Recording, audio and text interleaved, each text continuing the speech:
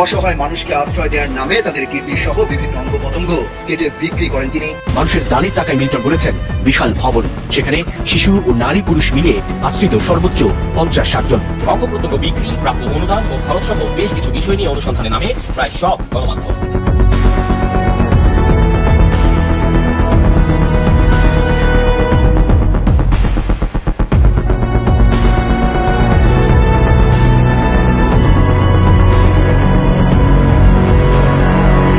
প্রিয় দর্শক, সকলকে স্বাগতম আজকের ভিডিওতে।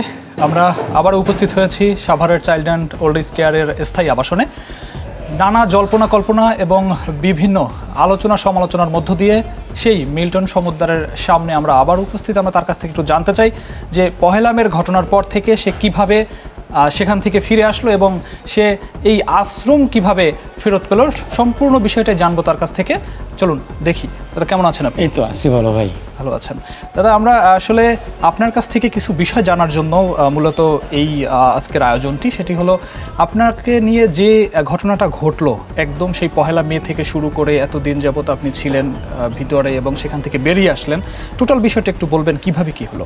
আসলে পহেলা মে মূলত আমি আটক হই। এর আগে থেকে আমার বিরুদ্ধে ষড়যন্ত্র চলতেছিল। ষড়যন্ত্রের মূল কারণ ছিল মূলত আমার এই যে সাভার যে আশ্রয় কেন্দ্রে আমরা আছি, এই পাশে আমার এই জমির মাঝখান দিয়ে একটা রাস্তা গেছে। এই রাস্তার মালিকের সাথে মূলত আমার একটা দ্বন্দ্ব জড়াই। সেটা হলো রোজার ঈদের আগের দিনকে। এই দ্বন্দ্বটা পরবর্তীতে হাতাহাতি পর্যায়ে গড়ায়, তারপরে কোর্টে মামলাতে যায়। মামলা হওয়ার পরে যখন আমি জামিনে বের হয়ে যাই, তখন ষড়যন্ত্রটা আরও বড় সড়ো করা হয় এবং একটা সংবাদ মাধ্যম আমাকে ফোন করার পরে বলে যে আমাকে নিয়ে তারা 4 মাস তদন্ত করছে। 4 মাস তদন্ত করার পরে তারা খুঁজে পাইছে যে আমি কিডনি পাচার করি, কঙ্কাল পাচার করি, মানুষের অঙ্গ হানি করি, এবং সেই নিউজটা তারা প্রকাশ করার পরে এটা ওই নিউজটার উপরে ভিত্তি করে কোনো যাচাই বাছাই পূর্বক ছাড়া, কোনো তথ্য ছাড়া একটা সংবাদ মাধ্যম যখন 4 মাস তদন্ত করে, তার কাছে কিন্তু অনেক প্রুফ থাকার কথা। হ্যাঁ, অনেক ডকুমেন্ট থাকবে, ন্যূনতম তো ডকুমেন্ট থাকবে যে একটা ছবি, ভিডিও বা কারে ট্রান্সফার করছি, কার কাছে করছি, সেই বিষয়ে ডকুমেন্ট থাকবে। কোনো কিছু ডকুমেন্ট ছাড়া তারা এটা নিয়ে ওই সংবাদ মাধ্যমের সাথে আরও বাংলাদেশের যত সংবাদ মাধ্যমগুলো আছে তারা প্রচারণা চালায় এবং আমাকে হেয় প্রতিপন্ন করার জন্য উঠে পড়ে লাগে। একটা পর্যায়ে এসে আমি বলবো অতি উৎসাহ হয়ে সাবেক যে ডিবি প্রধান ছিলেন হারুন সাহেব, উনি আমাকে চা খাওয়ার দাওয়াত দিয়ে ডিবি অফিসে ডাকে এবং আমাকে আটক দেখায়। পরবর্তীতে আমাকে রিমান্ডে কোর্টে সুপ্রস্ত করে এবং 9 দিন আমি রিমান্ড খাটি এবং 9 দিন আমি অমানবিক নির্যাতনের মধ্যে রিমান্ড শেষ করি। রিমান্ড শেষ করার পরে আমি জেল হাজতে যাই এবং জেল খাটি। তো এই যে বিষয়গুলো সংক্ষেপে যদি বলি যে এটা পুরো একটা কারসাজি ছিল, সাজানো ছিল, এবং আমি বলবো যে কিছু মানুষের স্বার্থ হাসিল। একই সাথে ওই সময় আপনারা খেয়াল করলে দেখবেন যে সাবেক যে পুলিশের আইজি ছিলেন বেনজির আহমেদ, আমার ওই ঘটনার সাথে সাথে কিন্তু ওনার ঘটনাও কিন্তু উঠতেছিল, প্রচারণায় আসতেছিল।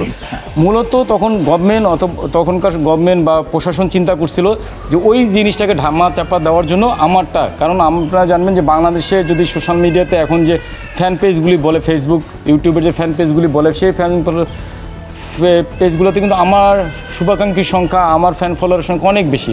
তো আমাকে নিয়ে যদি ট্রোল করা হয় বা আমাকে নিয়ে যদি কোনো কথা ওঠে, সেটা পুরো বাংলাদেশের মানুষ নেবে। তো সেই সুযোগটা কাজে লাগায় কিছু ঘটনাকে ধামাচাপা দেওয়ার জন্য, কারো সাধ্য হাসিলের জন্য মূলত আমাকে একটা বানানো হয়েছে, বলির পাঠা বানানো হয়েছে। দেখেন, যদি এত এই যে দুর্নীতিগুলো আনা হলো, অঙ্গহানি হলো, কঙ্কাল পাচার আনা হলো, কিডনি পাচার, মানব পাচারের যে অভিযোগগুলো আনা হলো, জালিয়াতিতে যে আনা হলো, তার তো ডকুমেন্ট থাকতে হবে। আচ্ছা, হ্যাঁ, কোনো কি ডকুমেন্ট আপনাদেরকে পুরো বাংলাদেশের মানুষের মাধ্যমে এই ভিডিওর মাধ্যমে বলতে চাই যে আপনারা কোনো জায়গায় কি প্রুফ দেখতে পাচ্ছেন যে, এবং ওরা যে নিউজগুলো করছে, ওরা যে ডকুমেন্টগুলো পেশ করছে, সেগুলো কিন্তু আমার পেজেই ছিল। তারা বলছে যে আমি মানুষের রক্ত দেখে বা রক্ত খেয়ে খুব আনন্দ বোধ করি। এখন আমি একটা রাস্তা থেকে যখন একটা লোককে তুলে নিয়ে আসি, তাকে পরিচর্যা করি, সুস্থ করি, স্বাভাবিক জীবনে ফেরত আনি, তাকে নিয়ে ছবি পোস্ট করে আনন্দ সহকারে পোস্ট দিলে সেটা কি সেই ছবি তারা বলতেছে যে আমি মানুষের অঙ্গ কেটে খেয়ে বা অঙ্গ নিয়ে তা আনন্দ করতেছি। আসলে বিষয়টা ওরকম না। বিষয়টা হলো আমি একটা মানুষকে, অসুস্থ মানুষের রাস্তা থেকে তুলে এনে তাকে সুস্থ স্বাভাবিক জীবনে ফেরত আনতে পারছি, সেটা নিয়ে আনন্দ করছি। এবং একটা ভিডিও ভাইরাল হয়েছে যে আমি একটা মানুষকে প্রচুর মারছি, মানে আমার টর্চার সেল আছে, সেই বিষয়টা আমি ক্লিয়ার করতে চাই। যে ছেলেটাকে মারার ভিডিওটা পুরো বাংলাদেশ দেখছে, পুরো ভাইরাল হয়েছে, ওই ছেলেটা মূলত ওর বাবা আমার কাছে 2 বছর ছিল, তারপরে নিয়ে গেছে, পরে আবার 2 বছর ছিল, মোট 4 বছর ছিল। মৃত্যুর সংবাদে ওর বাবা, মানে মৃত্যুর সংবাদ দেওয়ার পর ও আসতে চায় না বা ওর বাবার দাপন কাপন করতে চায় না। সেক্ষেত্রে আমি ওকে মাইট দিছি, মাইট দিয়ে আবার সেটা সোশ্যাল মিডিয়াতে আমি পোস্ট করছি, যেটা আপনারা সবাই দেখছেন আমার পেজ থেকে নেওয়া। একই সাথে আমি ওই ভিডিওতে কিন্তু ক্ষমাও চাইছি দেশবাসীর কাছে। তো যত কিছু আপনারা দেখছেন সেগুলো কিন্তু সব কালেকশন করছে আমার পেজ থেকেই, আচ্ছা, আমার আইডি থেকেই। তাদের কাছে কিন্তু কোনো ডকুমেন্ট ছিল না, তারা কোনো ডকুমেন্ট কিন্তু দেখাইতেও পারে না। তো 4 মাস যারা তদন্ত করলো যে সংবাদ মাধ্যম, তারা তো একটা মানে কি বলবো মিথ্যাচার সংবাদ প্রচার করলো। আচ্ছা, আপনার উত্তরের মধ্য থেকে যদি আমি একটু প্রশ্ন করি, আপনার এই যে বিগত সরকারের হাত ধরে আপনি বেশ অনেকটা এগিয়েছেন বা অনেক আসলে এলাকাতে একটা আধিপত্য বিস্তার করেছেন, এই বিষয়টা যদি আপনি ক্লিয়ার করেন। আরেকটা বিষয় হলো আপনার সেই যে 1 মে থেকে আমরা যতটুকু তথ্য পেয়েছি, এই সাভারের আশ্রমে আপনার 50 থেকে বা 40 থেকে 50 জন লোক ছিল আনুমানিক, কিন্তু যত দিন গড়াচ্ছে আমরা কিন্তু সেই সংখ্যাটা ধীরে ধীরে বাড়তেছে দেখতেছি, এটা কি একটু বলুন। আমি বর্তমান বিগত সরকারের আমলে আমার যে উত্থান, বিগত সরকার আমলে এবং তখনকার একটা সমাজ কল্যাণ বলেন বা ফাউন্ডেশনের লাইসেন্স বলেন, যে মানে এই সামাজিক কার্যক্রমের যে লাইসেন্সগুলি নেওয়ার ক্ষেত্রে কিন্তু অনেক তদন্ত হয়। এসবি, এনএসআই, ডিজিএফআই বিভিন্ন তদন্ত হয়, সিআইডি তদন্ত পরে দেয়। আচ্ছা, তো আমি 2014 সালে কাজ শুরু করি এবং 2018 সালে মূলত আমি লাইসেন্সটা পাই। এই 4-5 বছর তারা তদন্ত করছে যে আমি কী কাজ করতেছি, কেন করতেছি, কীভাবে করতেছি। তারা যাচাই বাছাই করে কিন্তু 2018 সালে আমাকে লাইসেন্স দিছে। এরপরে গভর্নমেন্টই কিন্তু তখনকার আমলের সরকারই কিন্তু আমাকে ডেকে নিয়ে, আমি কিন্তু কোনো ফর্ম ফিল আপ করে বা কোনো আবেদন করে কোনো পুরস্কার আনি নি, 3টা পুরস্কার দিছে। তখনকার সরকার আমার এই কাজটাকে পজিটিভভাবে দেখতো। শুধু সরকার না, তখনকার যারা বিরোধী দলের সরকারও ছিল, তারাও কিন্তু আমাদের এখানে দান পাঠাতো। ওই সময় আমাদের যে কাজটা আসলে কোনো রাজনৈতিক বা ধর্ম বর্ণ নির্বিশেষে সবাই মিলে কিন্তু সহযোগিতা হাত বাড়াই দেওয়ার জন্যই কিন্তু আজকের এই চাইল্ড লাইন স্কয়ার। আমি বলবো না যে শুধু আওয়ামী লীগ, মানে তখনকার সরকারই শুধু টাকা দিছে বা তখনকার মন্ত্রী মিনিস্টার আসা। এখন শোনেন, আপনারা যে দল ক্ষমতায় আছে, যে প্রশাসন ক্ষমতায় আছে, তারা যদি স্বেচ্ছায় আমার এখানে ভিজিট করে, তারা যদি স্বেচ্ছায় আমাকে বড় ডোনেশন করে বা তারা যদি আমার সাথে যাতায়াত করে, সেটাকে সেই ক্ষেত্রে আমি কীভাবে বাধা দেই? আমি যদি একটু উল্লেখ করি, একবার আমাদের এখানে রিজভি স্যার আসছেন, রিজভি বিএমপির স্যার আসছেন এবং উনি উপরস্থ কর্মকর্তাদের আসছেন, এসে আমাকে ডোনেশন গিয়েছিলেন। দেওয়ার পরে আমি কিন্তু ওই ভিডিওটাও কিন্তু ফেসবুকে লাইভ করছিলাম। লাইভ করার পরে যেটা হলো, তখনকার সরকার ওই ভিডিওটা খুব চলতেছিল দিকে ভিডিওটা ডাউন করে দিল, আমার পেজটাই ডিলিট করে দিল। তো দেখা যায় আমি যদি কারো পক্ষে বিপক্ষে কথা কইতাম, যে সরকারি ক্ষমতায় থাকুক, আমি এখনকার সরকারের বিপক্ষে যদি মানে পক্ষে তারা যদি দেখতে আসে, তাদের যদি ভিডিও দেয়, সেটা মানুষ চলবে, কিন্তু বিপক্ষের কেউ দেখতে আসে যে ভিডিও দিলে তো আর চলবে না, কারণ সেটা ফেসবুক থেকে ডিলিট করে দেবে বা গভর্নমেন্ট হস্তক্ষেপ করবে। তো আমার এখানে আমি তো কোনো অপব্যবহার বা কোনো ক্ষমতার অপব্যবহার করছি, এটা মিথ্যা কথা। আমি কখনোই, এবং আমার সাথে যে ঘটনাগুলো ঘটছে আপনাকে বলি, আমার এলাকার মহল্লার মানুষ যেটা বলতেছে, আমি কি কারো বাসায় যেয়ে বা রাস্তাঘাটে কোনো সিনক্রেট করছি কিনা, তারা যখন আমার আশ্রমে আসছে, তারা যখন আমার আশ্রমের ভিতরে এসে চাঁদাবাজি করছে, আমাকে মারধর করছে, তখন আমি প্রতিবাদ করছি। ঠিক আছে, এইটা আপনারা যদি বলেন যে আমার সাথে, হ্যাঁ পুলিশ প্রশাসন বা র্যাব পুলিশ যাতায়াত ছিল, কেন থাকবে না? এটা তো ক্ষমতার অভাব না, তারা তদন্ত করতো, তারা আসতো, তারা রুগী দিত। আমার এখানে প্রতিনিয়ত পুলিশ আসে, সেনাবাহিনী থেকে লোকজন আসতো, বিভিন্ন এসবি, ডিসিএফআই, এনএসআই সব থেকে লোক আসতো, তারা আমাদের এখানে ধান করতো, সহযোগিতা করতো, খাবার দাবার দিত। আবার আমি কাজটা মানে সঠিকভাবে করতেছি তদন্ত করতো। আমাদের এখানে র্যাব 4 আছে, আমি যে এখানে আশ্রয় কেন্দ্র, র্যাব 4-এর সিও স্যার যতদিন ছিলেন, মোজাম্মেল হক স্যার, তিনি প্রতিদিন খোঁজখবর নিতেন যে প্রতিষ্ঠান ঠিকমতো চলতেছে কিনা বা প্রতিষ্ঠানে কোনো সমস্যা আছে কিনা। সেটা তো আসলে তাদের ভালো লাগা থেকে, তাদের দায়িত্ববোধ থেকে তারা করছে। এটা আমার ক্ষমতায় বা আমি তাদের সাথে ওঠা বসা, এগুলি মিথ্যা। আচ্ছা, যদি আরেকটু আপনাকে বলি, সেটা হলো এলাকাবাসী বিভিন্নভাবে বলতেছে আপনার সাথে এই যে প্রশাসনের উপর লেভেলের মানুষদের সাথে যোগাযোগ, র্যাবের সাথে চলেন, পুলিশের সাথে, বিষয়টা আসলে কি? র্যাব পুলিশের সাথে কেন চলবো না? র্যাব পুলিশ তো আমাদের সহযোগিতায় আসছিল। কোনো র্যাবের অফিসারকে যদি আমার আশ্রয় কেন্দ্রে ঢুকে বা আমার কাছে আসে বা আমাকে ফোন করে, আমি কি তাকে রেসপন্স করবো না? তখনও করছি, এখনও করব। আমাদের সাথে উপরস্থ কর্মকর্তাদের যোগাযোগ সবার সাথেই ছিল তখনকার আমলে। কেন ছিল? কারণ তারা দান সহযোগিতা করতো, খোঁজ খবর নিত, হ্যাঁ। এবং আমি কখনোই ধর্ম বলেন, বর্ণ বলেন বা রাজনৈতিক বলেন কোনো পক্ষপাতিত্ব করি নাই। যেই আসছে তাকেই তার দানে নিছি, তার সহযোগিতায় নিছি, তার জন্যই ভিডিও বানানোর চেষ্টা করছি। এখন কিছু ভিডিও চলছে, কিছু ভিডিও আমি যখন ফেসবুকে দেওয়ার সাথে ডিলিট হয়ে গেছে। তো এটা তো আমি যদি বলি যে তখনকার যে বিরোধী দল ছিল তারা সহযোগিতা করতো। আমি তো শুধু তারা না, এরপরে অন্য অন্য রাজনৈতিক দল যারাই ছিল সবাই সহযোগিতা করতো। সবাই একবেলা খাবার দিত, কেউ চাল পাঠাইতো, কেউ বাবা মার জন্য 200 মেক্সি পাঠাইতো, কম্বল পাঠাইতো। হ্যাঁ, তো সবার দান সহযোগিতা নিয়ে চ্যালেঞ্জ স্কোয়ার চলতেছে। আগামী দিনগুলোতে চ্যালেঞ্জ স্কোয়ার সবার দান সহযোগিতা নিয়ে চলবে। আচ্ছা, যদি দানের বিষয়টাই তাহলে বলি যে আমরা যতটুকু জানি বা জানতে পেরেছি বিভিন্ন সংবাদ মাধ্যম থেকে, এমনকি কিছু মানুষের মুখ থেকে, সাধারণ মানুষের মনেও একটা প্রশ্ন, সেটা হলো আপনার প্রতি মাসে মাসে কোটি কোটি টাকা দান আসে। আসলে এইটা কি, আসলে বিষয়টা একটু ক্লিয়ার করেন।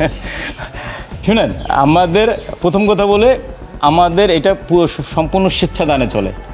আজকে অবধি যদি বলি, আজকে অবধি আমাদের কোনো ফিক্সড ডোনেশন নাই। ফিক্সড ডোনেশন থাকতে পারে, সেটা হলো কোনো ব্যক্তি আমার প্রতি মাসে 3000 টাকা দিল, কোনো ব্যক্তি প্রতি মাসে 5000 টাকা দিল, কিন্তু কোনো এনজিও, সংস্থা, গ্রুপ, কোম্পানি যে প্রতি মাসে একটা বড় ডোনেশন করে সেটা না। সেকেন্ড কথা হলো, দেখেন 10 টাকা করে কোটি টাকা মাসে ইনকাম করা কি সম্ভব? বাংলাদেশে কি এত দান দেওয়া মানে এত মানুষের কাছে টাকা আছে যে আমার কাছে কোটি টাকা আসবে? এগুলি আসলে একটা অপপ্রচার বা একটা মিথ্যা তথ্য।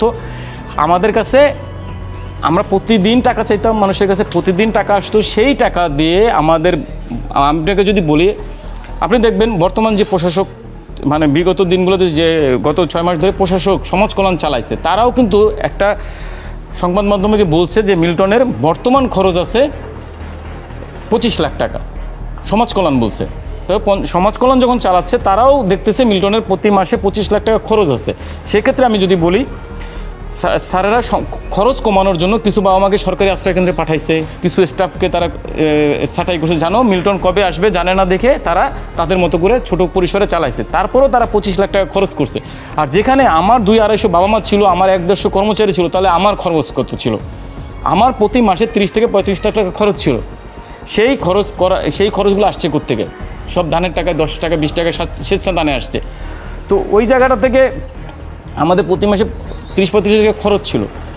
সেই খরচ প্রতি মাসে আসতো। এখন আপনারা যেটা বলতেছেন যে আমার কাছে কোটি টাকা আছে, আমার এই টাকাটা আসছে রমজান মাসে। জাকাত আসছে, দান আসছে, সাদগা আসছে, যে টাকাটা একটা অ্যাকাউন্টে জমা ছিল। সেই আমি যখন ডিবিতে আটক হই বা আমি ওই ডিবিতে আটক হওয়ার আগে আমি কিন্তু ঈদের দিন কিন্তু ফেসবুকে লাইভে বলছি সরাসরি যে আমার কাছে এত টাকা আছে, আপনারা দান পাঠাইছেন। কারণ অনেকেই জিজ্ঞেস করতেছিল, মিল্টন ভাই এবার রমজান কেমন গেছে, এই রমজানে আপনি কত টাকা পাইছেন? আমি স্বীকার করছি এবং ওই টাকাটা খরচ করার আগেই কিন্তু আমি ডিবিতে আটক হয়ে গেছি এবং পুরো টাকাটা কিন্তু চাইল্ড রিস্কের অ্যাকাউন্টে ছিল, আমার কোনো ব্যক্তিগত অ্যাকাউন্টে ছিল না।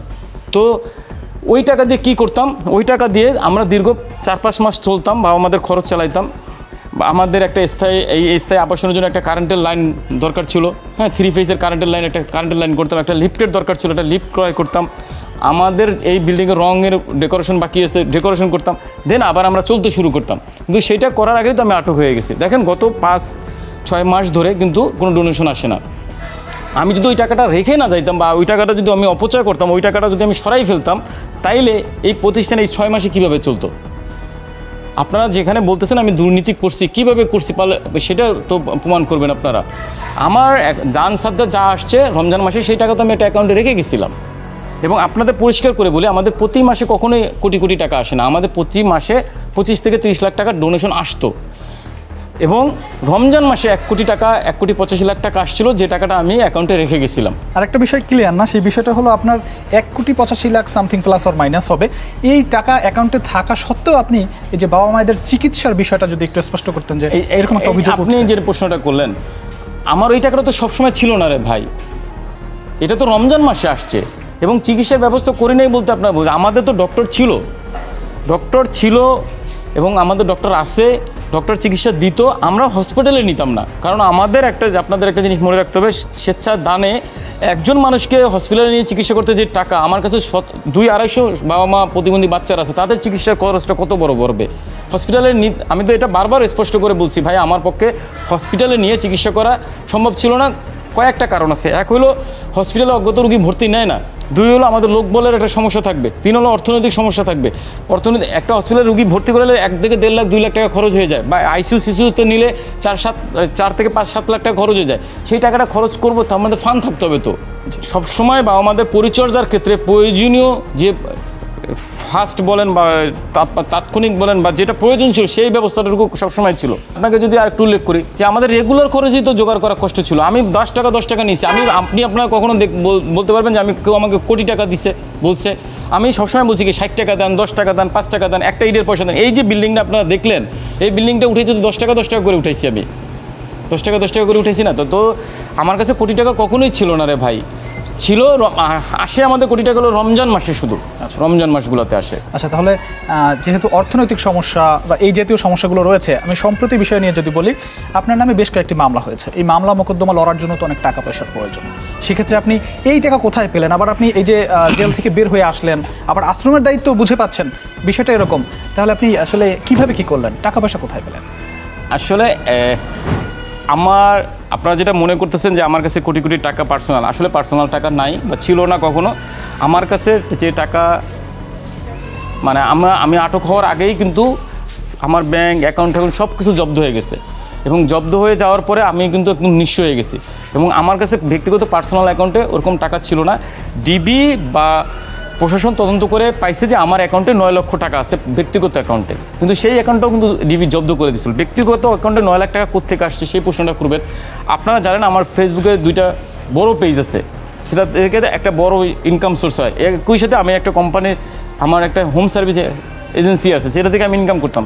তো সব মিলিয়ে আমার অ্যাকাউন্টে রমজানের সময় আমার যে বকেয়া ক্লায়েন্ট ছিল তারা টাকা দিছে, ইউটিউব থেকে ফেসবুক থেকে কিছু টাকা আসে, সব মিলে আমার অ্যাকাউন্টে 9 লাখ টাকা ছিল, যে টাকাটা আমি উত্তোলন আজও পর্যন্ত করতে পারিনি। কারণ আমার সমস্ত ব্যাংক অ্যাকাউন্ট যদি বলি আর একটু সহজ করে বলি, আমার ছেলের নামে যে অ্যাকাউন্টটা আছে, আমার ভবিষ্যতের জন্য, ছেলেদের ভবিষ্যতে আমার ছেলের নামে প্রতি মাসে 10,000 টাকা আমি একটা ডিপোজিট করছিলাম, সেই অ্যাকাউন্টটা বন্ধু গভর্নমেন্ট জব্দ করে রাখছে। তো এত কিছু করার পরে আমি কীভাবে বেরোইছি?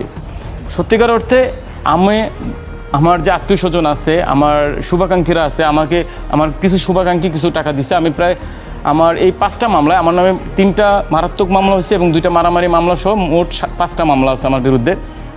এই 5টা মামলা থেকে আমাকে জামিন নিতে প্রায় 3-3.5 লাখ টাকা খরচ হয়েছে, এবং এই টাকাটা ম্যানেজ করছে আমার ওয়াইফ, যিনি ধার দেনা করে ম্যানেজ করে আমাকে এই থেকে বের করে নিয়ে আসছে। তাহলে আমরা যেহেতু ফ্যামিলি নিয়ে কথা উঠেছে বা পরিবার নিয়ে কথা উঠেছে, সেক্ষেত্রে একটু ব্যক্তিগত প্রশ্ন করি। সেটা হলো আপনার ওয়াইফ, অর্থাৎ আপনার স্ত্রী, দেখলাম তিনি বিভিন্ন জায়গাতে বা একটি সংবাদ মাধ্যমে বিবৃতি দিয়েছেন যে তিনি এ বিষয়ে কিছুই জানেন না। যখন আপনি মূলত 1 মে অ্যারেস্ট হন এবং ডিবি কার্যালয়ে যান, এর পরবর্তী ঘটনা এটা, তখন তার এই বিবৃতিটাকে আপনি কিভাবে দেখছেন? এবং আরেকটা প্রশ্ন, আপনার ওয়াইফ, আপনি এবং প্রতিষ্ঠানের মধ্যে কোলাবোরেশনটা কি? আসলে বিষয়টা ক্লিয়ার না, এটা একটু যদি বলতেন। আমার স্ত্রী আমার সহধর্মিনী। আমি যত কিছুই, পরিবারের তো বিচ্ছিন্ন কিছু না। আমার ওয়াইফ, আমার বাচ্চারা আছে, তারা তো আমার পরিবারের অংশ। এখন যেটা হয়েছে, আমার ওয়াইফ যে সব কিছু, আমার স্ত্রী হওয়ার বাবদে যে সব কিছু জানবে, সেটা কেন?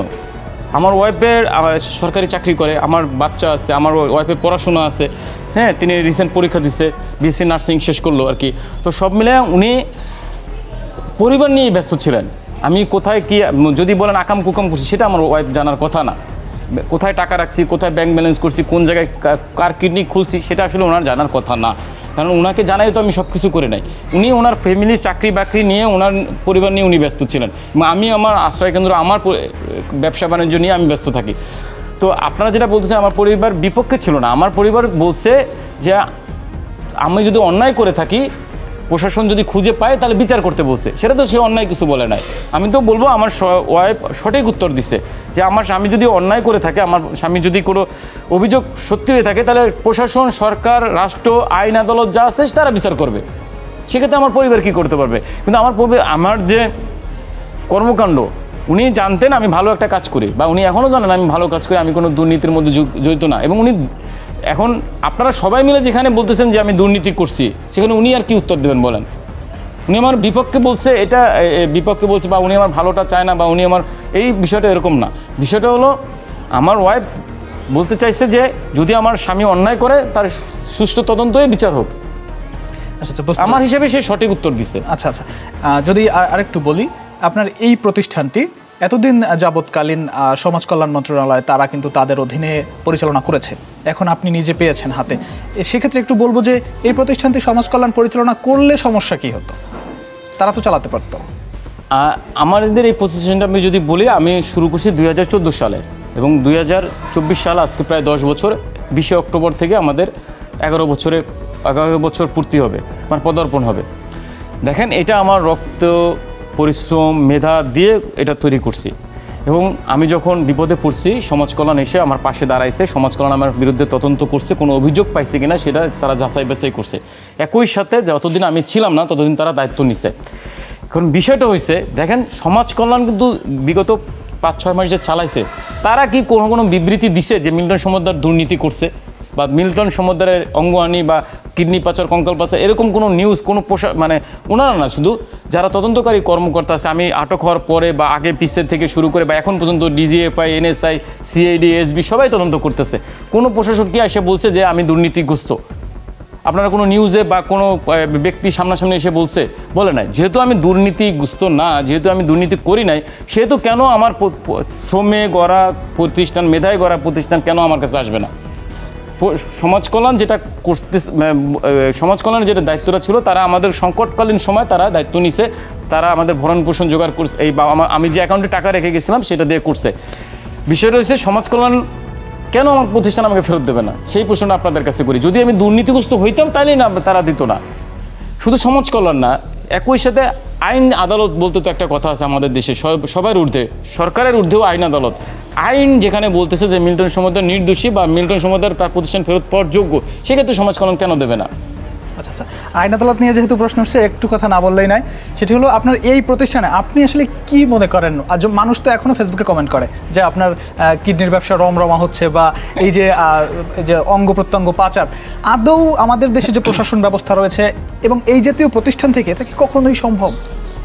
আসলে এটা কি বলবো, আমি একটা সহজ করে যদি বলি, দেখেন, আমার এটা এমন একটা প্রতিষ্ঠান যেটা পুরো বাংলাদেশের মানুষ চেনে। এখানে সর্বদা সংবাদ মাধ্যমদের আসা যাওয়া ছিল, সর্বদা গত 10 বছর ধরে প্রশাসনের যাতায়াত ছিল। তৎকালীন সরকার সহ বিরোধী দলীয় বা যে ধর্মমর্দ নির্বিশেষে সব মানুষ এখানে যাতায়াত করতো। কোনো মানুষ কি বলছে যে আমি নিজ চোখে দেখে আসছি যে এখানে কিডনি ট্রান্সফার হয়, কঙ্কাল ট্রান্সফার হয়, অঙ্গহানি হয় বা টর্চার সেল আছে বা অপারেশন থিয়েটার আছে? কোনো ব্যক্তি এসে বলে না। তো আমাদের মতো প্রতিষ্ঠান যেখানে জনগণের সবসময় যাতায়াত আছে, প্রশাসনের সবসময় যাতায়াত ছিল, সেই জায়গাটাতে কি এই সব কর্মকাণ্ড করা সম্ভব? আচ্ছা, যদি ধরে নিলাম করা সম্ভব, একা মানুষ, আমি একজন ব্যক্তি, একা মানুষ এত কিছু করলাম, কেউ কিছু জানলো না। আমার সহকর্মী যারা আছে, 100-র ঊর্ধ্বে সহকর্মী ছিল আমার, তারা কখনো তো বলে নাই যে আমাদের মালিক এইভাবে গোপনে কিডনি, বা যারা এখান থেকে চাকরিচ্যুত হয়ে গেছে বা এখান থেকে চলেও গেছে, চাকরি যারা করে না, তারাও তো কখনো যে কোনো জায়গায় বলে না যে এখানে অঙ্গহানি হয় বা এখানে কিডনি পাচার হয় বা এখানে কেউ বলছে কখনো। আপনি একটা জিনিস দেখেন যে 10 বছরে তো আমাদের অন্তত অনেক কর্মচারীও ছিল যারা এখানে কাজ করে গেছে, আবার ভালো চাকরি পেয়ে চলে গেছে বা অন্যত্র সরে গেছে, তারা যে কখনো কোনো বিবৃতি দিছে বা বলছে যে আমার মিল্টন সমদ্দারের প্রতিষ্ঠানে এরকম দুর্নীতি হয়? কেউ বলে নাই। তো এটা কি সম্ভব? আপনাদের প্রশ্ন করি, একজন মানুষ, অসহায় মানুষ রাস্তা থেকে তুলে এনে কিডনি খুলে বিক্রি করতেছে, একা কি সম্ভব? আপনাদের কাছে প্রশ্ন করি, এটা এবং বাংলাদেশের প্রেক্ষাপটে কি সম্ভব? সর্বোপরি কথা হলো, আসলে আমরা এই প্রশ্নটা শুরু দিতে চাচ্ছি সবার মাঝেই যে আমাদের বাংলাদেশে এরকম একটি প্রতিষ্ঠানের মাধ্যমে কখনোই কি কিডনি ট্রান্সপ্লান্ট করা অথবা এই জাতীয় কার্যক্রম করা প্রশাসনের চোখ ফাঁকি দিয়ে আদৌ সম্ভব কিনা, আপনারাও এই প্রশ্নের জবাব দিবেন আশা করছি কমেন্টে। আমরা সর্বোপরি আরেকটা প্রশ্ন আপনার কাছে করতে চাই, সেটি হলো এই যে এত জল্পনা কল্পনা, রোশানল হোক বা আমাদের মাধ্যম থেকে যতটুকু যারা আমরা জানতে পেরেছি, অপরাধ হোক বা অপরাধ না হোক, প্রতিষ্ঠানটি ফিরে পাচ্ছেন, সর্বোপরি পেয়েছেন হাতে, এই যে আসলে অনুভূতিটা, এটা কেমন একটু বলবেন এবং আপনার পরবর্তী পরিকল্পনা কি, কিভাবে আগাবেন, ভুল ত্রুটি থাকলে কিভাবে কি সমাধান করবেন? আমি আপনাদের মাধ্যমে, এই ভিডিওর মাধ্যমে, আমাদের প্রতিষ্ঠানের পেজ থেকে ভিডিওতে এই মাধ্যমে আমার যত শুভাকাঙ্ক্ষী ছিল, আছে বা যারা থাকবে বা যারা আমাকে এখনও গালাগালি করে, সবার উদ্দেশ্যে একটা কথা বলতে চাই। চাইল্ড অ্যান্ড নোলেজ কেয়ার কারো ব্যক্তিগত সম্পদ না। হ্যাঁ, চাইল্ড অ্যান্ড নোলেজ কেয়ার পুরো দেশের মানুষের অর্থায়নে, সহযোগিতায়, ভালোবাসায় গড়ে ওঠা একটা প্রতিষ্ঠান। এই প্রতিষ্ঠানে আমি শুধুমাত্র আগেও বলছি, এখনও বলি, আমি শুধুমাত্র একজন কেয়ারটেকার, একজন দারোয়ান বা একজন রক্ষক হিসেবে আছি। দেখেন গত 6 মাস ধরে সমাজ কল্যাণ চালাইছে। যখন সমাজ কল্যাণ নিয়ে গেছে আমার কাছে কিন্তু কিছু করার ছিল না, এবং সমাজ কল্যাণ বা তদন্ত কর্মকর্তা সবাই দেখছে যে আমার সমস্ত কিছু যা কিছু করছি সব প্রতিষ্ঠানের নামে করা। তো সেই ক্ষেত্রে আমি আবার দায়িত্ব পাইছি, আমি আবার পরিচালনা করতেছি। আমি আমার শুভাকাঙ্ক্ষী সকলকে অনুরোধ করব, আমার ভুল ত্রুটি থাকতে পারে, কোনো কাজে ক্ষেত্রে ভুল হয়েছে, কিন্তু আমি কোনো অন্যায় করছি, অবিচার করছি বা আমি কোনো দুর্নীতি করছি বা আমি এই প্রতিষ্ঠানের বা এই বৃদ্ধ বাবা মাদের অঙ্গহানি করছি, এটা মিথ্যা এবং এটা কখনোই সম্ভবই না। ভুল ত্রুটি থাকতে পারে, ভুল ত্রুটি আপনারা ক্ষমা দৃষ্টিতে দেখবেন, ক্ষমা করে দেবেন আমাকে। এবং একই সাথে বলবো, এই যে রাস্তায় পড়ে থাকা মানুষগুলা, এটার দায়িত্ব কিন্তু শুধু child line old age care না, শুধু মিল্টন সমর্থনা না, এটা পুরো বাংলাদেশের মানুষ। আর এই মানুষগুলা আপনার আমাদের স্বজন, এদের দায়িত্ব আমাদেরকে নিতে হবে। আমরা শুধুমাত্র একটা স্থান করছি যেখানে রাস্তা থেকে তুলে এনে মানুষগুলোকে রাখা যায়, এবং এই মানুষগুলোকে আমরা রাখতেছি, এবং এই যে স্থানটা করছি সেটাও করছি আপনাদের সকলে দান ভালোবাসার টাকায়, মানে আপনাদের টাকায়। 10 টাকা দান দিয়েছেন, আপনার একটা ইট কিনে দিয়েছেন, 1 প্যাকেট সিমেন্ট কিনে দিয়েছেন, সেই টাকা দিয়ে এই প্রতিষ্ঠান গড়ে উঠছে। তো এইখানে এই প্রতিষ্ঠান যেন নষ্ট না হয়ে যায়, এই প্রতিষ্ঠান যেন খারাপ না হয়ে যায়, সেইটার দেখভালও কিন্তু আমাদের যারা সহযোগিতা করতেছে বা করছে তাদের।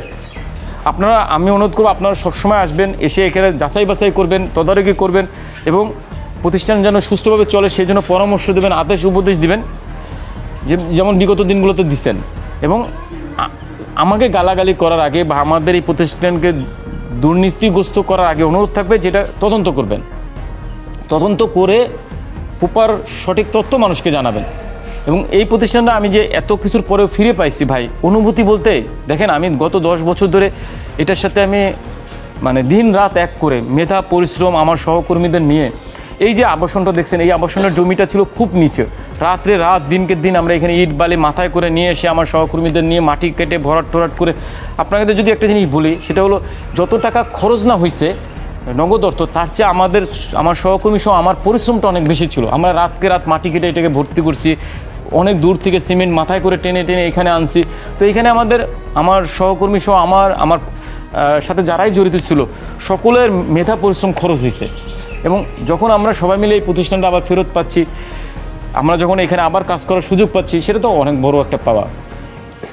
আমার যেটা কষ্ট ছিল, যখন আমি জেল থেকে বের হয়ে দেখলাম যে সমাজ কল্যাণ চাচ্ছিল যে মিল্টন দাদা আসলে কতদিনে বের হবে, কতদিনে না এই প্রতিষ্ঠান তার হস্তক্ষেপে যাবে, সেই সময়টাতে তারা অনেক সুন্দর করেই বলবো, তারা প্রতিষ্ঠানে ভালোর জন্যই কিছু বাবা মাদের অন্যত্র স্থানান্তর করছে, কিছু স্টাফদের যাদের প্রয়োজন ছিল না বা যাদের দেখছে যে এদের খুব বেশি প্রয়োজন নাই, তাদেরকে অন্যত্র চাকরি খুঁজতে বলছে।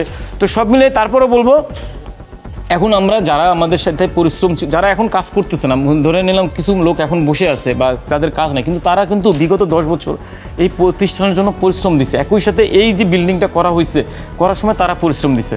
তো আমরা সবাই যখন আবার এই প্রতিষ্ঠানে ফেরত আসছি, যে স্টাফরা চলে গেছিল তাদেরকে নিয়ে আসতেছি, তো এটা তো একটা ভালো লাগা থাকবেই। সে সবাই মিলে এখানে শুধু দেখেন, শুধু যে অসহায় বাবা মা আশ্রয় পেয়েছে তা না, আমরা কিছু লোক আছি, ধরেন আমার কথাও যদি বলি, আমরা সবাই মিলে শ্রম দিচ্ছি, শ্রম দিয়ে একটা কর্মস্থান তৈরি করছি, যেখানে কর্ম করে খাচ্ছি। এটা তো অন্যায় কিছু করতেছি না। এবং আপনাদের সহজ করে যদি একটা কথা বলি, আমি যে টাকা আমার কাছে আছে বা এই প্রতিষ্ঠানে আছে, এই টাকা কোনো দুর্নীতি করে আয় করে নেই। আমরা ভিক্ষা চাইছি, আপনার ভালো লাগছে দিচ্ছেন, ভালো লাগে না দেবেন না। আমরা তো কারো মাথায় বাড়ি দিয়ে দুর্নীতি করে, বাংলাদেশে কত মানুষ আছে, কত মানুষ দুর্নীতি করে হাজার হাজার কোটি টাকা দেশ বিদেশে পাচার করছে, তাদের মতো তো আমরা করি নাই। আমরা কিছু মানুষকে আশ্রয় দিছি, একই সাথে আমরা আপনাদের কাছে ভিক্ষার টাকা এনে একটা কর্মসংস্থান করে খাচ্ছি। এটাতে অন্যায় কি করছি বলেন? আপনার টোটাল আশ্রম সহ, এবং এই যদি সাভারের জার্নিটা নিয়ে একটু কথা বলি, আপনি সাভারের জার্নিটা শুরু করলেন সেই মার্চ মাসের প্রথম থেকে, এখানে উদ্বোধন করলেন, এপ্রিল মাসে রোজার মাস গেল, সেখানে আপনি মোটামুটি অনেকটাই আগাচ্ছিলেন, এমনকি আপনার অ্যাকাউন্টসে তখন বেশ ভারী একটা অ্যামাউন্ট তাদের সেবা করার জন্য কিন্তু দান চলে এসেছিল।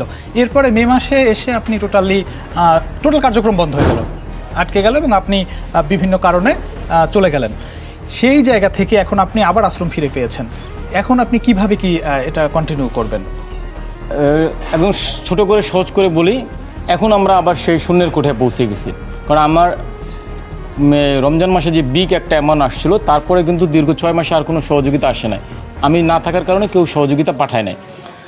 তো এতদিন যে প্রতিষ্ঠানটা চলমান ছিল বা সমাজ কল্যাণ যে চলমান রাখছে, সেটা কিন্তু আমাদের প্রতিষ্ঠানের অর্থ দিয়ে রাখছে। হ্যাঁ, প্রতিষ্ঠান দিয়ে এতদিন প্রতিষ্ঠানটা চলমান রাখছে। এখন যখন আমার হাতে আসছে, আমরা আবার শূন্যের কোঠায় চলে গেছি। যতটুকু অ্যামাউন্ট আছে বা থাকবে সেটা দিয়ে মনে করেন আমাদের একটা মাস ঠিকমতো চলা যাবে। পরবর্তীতে আবার আমাদের শুভাকাঙ্ক্ষীদের দান সহযোগিতা লাগবে। এবং আমার বিশ্বাস, যেহেতু আমি দুর্নীতিগ্রস্ত না, যেহেতু আমি কখনো দুর্নীতির সাথে জড়িত ছিলাম না, শুভাকাঙ্ক্ষীরা সবাই জেনে গেছে, আমার ধারণা বা আমার বিশ্বাস আমাদের প্রতিষ্ঠান আরও দ্রুত গতিতে চলবে এখন।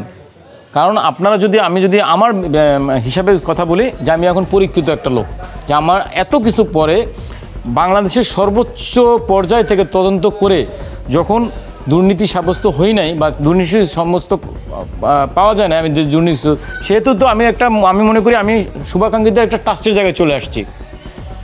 কিন্তু রিসেন্টলি যে ঘটনাটা ঘটে গেল, যদি একটু বলি আপনাকে, আসলে এই দান এটা কি মানুষ করবে সম্ভব? কেন করবে না? অবশ্যই করবে। এখন আপনারা যারা গালাগালি দেখতেছেন, কমেন্টে আমার পেজে গালাগালি করে, এরা তো কখনো দান করেই নাই। যারা গালাগালি আদৌ করতেছে সত্যিকার, আমি বলি যারা গালাগালি করে তারা কিন্তু দান করে নাই, তারা না বুঝে না জেনেই গালাগালি করতেছে। ওইটা ভয় পাওয়ার কিছু নাই। আমাদের যারা সত্যিকার অর্থে যারা দান করতো, যারা সহযোগিতা পাঠাইতো বা যারা আমাদের সাথে জড়িত ছিল বা যারা জড়িত আছে, তারা গালাগালি করতেছে না। তারা দেখতেছে মিল্টনের অপরাধ প্রমাণ হয়েছে কিনা, মিল্টন আসলেই অপরাধী কিনা। আমার তো মনে হয় যে এই যে আমার কাছে এই যে গত 6 মাস ধরে আমি 2 মাস 17 দিন জেল খাটলাম, 9 দিন রিমান্ড খাটলাম, তো এইগুলি হলো।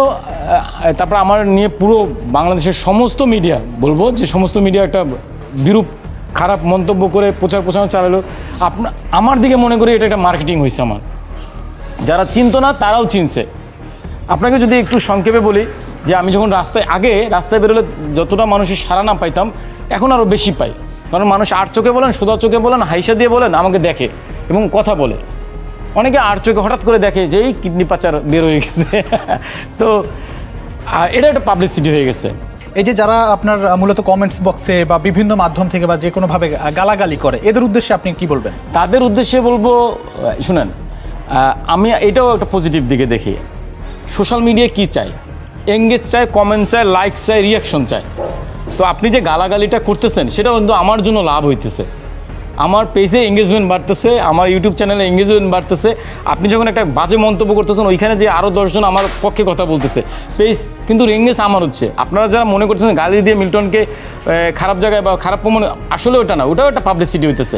লাভ কিন্তু যত যাই বলেন, আমি যদি পজিটিভলি বলি যে আপনি যখন আমার পেজে যারা গালি করে, তারাও আমার হেল্প করতেছে, কারণ আমার পেজটাকে এঙ্গেজ করতেছে, অন্যকে দেখানোর জন্য সহযোগিতা করতেছে। তো এটা আমার কাছে পজিটিভ। দেন হলো যেটা আমি প্রথমে বললাম, যারা গালাগালি করে এরা আসলে কখনোই সাহায্য করে নাই। এবং আমাদের যত ঘটনা হয়েছে, যত কিছু হয়েছে, হ্যাঁ হইতে পারে যে 1-2 মাস কষ্ট হবে। আমরা যখন আবার পুনরায় রাস্তায় অজ্ঞাত মানুষ, পচা গলা মানুষগুলোকে তুলে নিয়ে আসবো, কাজ করতে শুরু করবো, আর সকলকে অনুরোধ করবো এসে স্বচক্ষে দেখার। আমাদের প্রতিষ্ঠান কখনোই মানুষ আসার জন্য ছিল না, যে বাধ্যবাধকতা ছিল যে আসতে পারবেন না, ফ্যামিলি নিয়ে সবাই আসতে পারবে। আমাদের যে বাধ্যবাধকতা ছিল, যেটা আমি রাখছিলাম, যে কোনো এনজিও সংগঠন গ্রুপ আসতে পারবে না। কারণ কি, এরা দেওয়ার চেয়ে বেশি মার্কেটিং করে, এরা দেওয়ার চেয়ে বেশি প্রচারণা করে, এরা দেওয়ার চেয়ে, আর এরা মানে এনজিও সংগঠনগুলি যেগুলো আছে না, এগুলি আসলে ওরকম সহযোগিতা করে না, বুঝছেন। আর যত প্রোগ্রাম আসে, যত বড় বড় কোম্পানি আসে, এরা আসলে খালি প্রচারণা, নিজেদের প্রচারণা চলে যায়। আমাদের সবসময় বাইন্ডিং ছিল যে আমাদের এখানে গত 20 সাল থেকে 21 সাল থেকে আমাদের বাইন্ডিং দিয়েছিলাম যে এনজিও সংগঠন গ্রুপ আমাদের সাথে অ্যালাউ হইতে পারবে না। আমরা একটা আলাদা প্রতিষ্ঠান, আলাদাভাবে কাজ করব। এবং আমরা রাস্তায় পড়ে থাকা অজ্ঞাত মানুষ নিয়ে কাজ করতেছিলাম। সেই জায়গাটা থেকে আমাদের টাকা আসতো, মানুষের স্বেচ্ছা দান। আমি মনে করি যখন আমি এই যে কামব্যাক করতে পারছি, আবার প্রতিষ্ঠান শুরু করব, মানুষ যখন আবার আমার ভালো কাজগুলো দেখবে, তখন আমাদের আগের চেয়ে ডোনেশন বেশি আসবে, আমার ধারণা, আমার বিশ্বাস। এবং আমি অনুরোধ করব যে আপনাদের দান করতেই হবে। কেন করতে হবে? এখনও আমার কিছু কাজ, এই বাড়ির আবাসনের কাজ, তোমার 3 ফেজের একটা কারেন্টের লাইন নেওয়া বাকি আছে, নিতে হবে। আমাদের কবরস্থানটা আরও একটু বড় করতে হবে, বড় পরিসরে করতে হবে। আমাদের একটা লিফট লাগবে। আমাদের এই যে আবাসনের এখনও রং করা শেষ হয় না, ইলেকট্রিক কাজ কিছু বাকি আছে, সেগুলো করতে হবে। দেন আমার যে বাচ্চারা বড় হইতেছে, সেই বাচ্চাদের জন্য আলাদা একটা বিল্ডিং লাগবে, আলাদা একটা বাড়ি করতে হবে। একই সাথে আমার যে বাবা মা, আমার যে একটা স্বপ্ন ছিল, বা আমার পুরো বাবা মার, আমার প্রতিষ্ঠানে যারা আছে তাদের একটা স্বপ্ন আছে যে তাদের ঘরের সামনে বা তাদের বাসার সাথে একটা মসজিদ থাকবে, যে মসজিদে 5 বেলা আজান দেবে, যে আজানের ধ্বনিটা তারা শুনবে। আমাদের একটা মসজিদ করতে হবে। তো সব মিলিয়ে বলবো আমাদের কার্যক্রম আগের চেয়ে আরও বেশি ভালো চলবে, এবং আগামী দিনগুলোতে আমাদের যেটা স্বপ্ন ছিল যে চাইল্ড লাইন পুরো বাংলাদেশের মধ্যে আকাশ ছোঁয়া একটা প্রতিষ্ঠান হবে, তো সেই প্রতিষ্ঠানে আমরা লক্ষ্যে আমরা পৌঁছাবো। আমাদের এই গত 6 মাসে আমাদের একটা পরীক্ষার সময় ছিল, আমরা সেটা পার করে ফেলছি। আমরা আমাদের জায়গায় চলে আসছি, আমরা আবার পুনরায় কাজ করব। এবং আমাদের যে প্রত্যাশা, রাস্তায় কোনো অজ্ঞাত অসহায় মানুষ পচে গলে মরে যাবে না, সেই জায়গাটাতে আমরা সবাইকে নিশ্চিত করতে চাই প্রতিষ্ঠান সেই জায়গাতে চলবে। সর্বোপরি যদি লক্ষ্য থাকে অটুট, বিশ্বাস হৃদয়ে, হবেই হবে দেখা হবে বিজয়। আসলে আমরা সবাই প্রত্যাশা করি এই প্রতিষ্ঠান আবার আগের জায়গায় ফিরে যাক এবং আগের মতো করেই অসহায় মানুষদের আশ্রয় হোক এবং আশ্রয় কেন্দ্র হয়ে উঠুক এই প্রতিষ্ঠান। সর্বোপরি আমরা আজকের আয়োজন এখানেই শেষ করব। এতক্ষণ আমার সাথে ছিলেন চাইল্ড অ্যান্ড ওল্ড এজ কেয়ারের প্রতিষ্ঠাতা পরিচালক মিল্টন সমদ্দার। দেখা হবে পরবর্তী কোনো ভিডিওয়ে, ততক্ষণ পর্যন্ত সবাই সাথেই থাকুন, ভালো থাকুন। সকলের জন্য শুভকামনা child and old age care.